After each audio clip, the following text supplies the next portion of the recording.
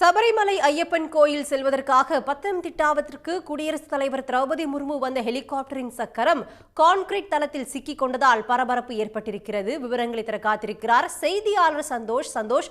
குடியரசுத் தலைவர் திரௌபதி முர்மு வந்த ஹெலிகாப்டரின் சக்கரத்திற்கு என்ன ஆனது? விவரங்கள் என்ன?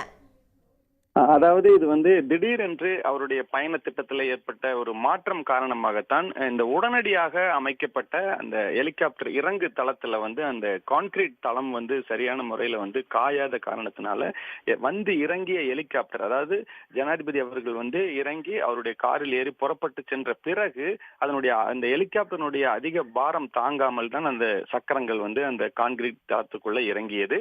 இதைத் தொடர்ந்து அங்கிருந்த பாதுகாப்பு படையினரும் அதே போல தீயணைப்பு துறையினரும் இணைந்து அந்த ஹெலிகாப்டருடைய அந்த கான்கிரீட் தளத்துல சிக்கி இருந்த அந்த சக்கரங்களை தள்ளி நகர்த்தி இருக்கிறார்கள்.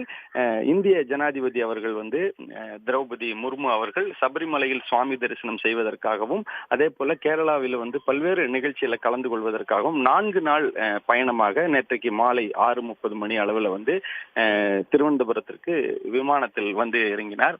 இதைத் தொடர்ந்து நேற்றைக்கு ஓய்வெடுத்த அவர் இன்று காலை நிலக்கல்லிருந்து சபரிமலை செல்வதாக திட்டமிடப்பட்டிருந்தது. ஆனால் மழை காரணமாக நிலக்கல் பகுதியில இன்று 12 மணி வரை மேகமூட்டம் அதிகமாக இருக்கும் என்ற ஒரு காரணத்தினால பாதுகாப்பு கருதி அவருடைய பயண திட்டம் மாற்றப்பட்டது. இதைத் தொடர்ந்துதான் திருவனந்தபுரத்திலிருந்து இந்திய ராணுவ படைக்கு சொந்தமான ஹெலிகாப்டர் மூலமாக பத்தனம்திட்டாவுக்கு வருவதற்கான ஏற்பாடுகள் செய்யப்பட்டது. இதற்காகத்தான் அந்த இடத்துல ஏற்கனவே இருந்த ஹெலிகாப்டர் தளத்துல புதியதாக அதை விரிவுபடுத்துவதற்காக புதிய ஹெலிகாப்டர் இறங்கு தளத்தை கான்கிரீட் மூலம் அமைத்திருக்கிறார்கள்.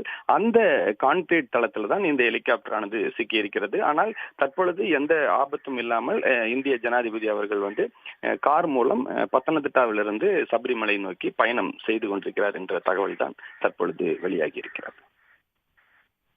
சந்தோஷ், உங்களுடைய தகவல்களுக்கு நன்றி. உடனுக்குடன் செய்திகளை தெரிந்து கொள்ள சன் நியூஸ் பெல் ஐகானை கிளிக் பண்ணுங்க.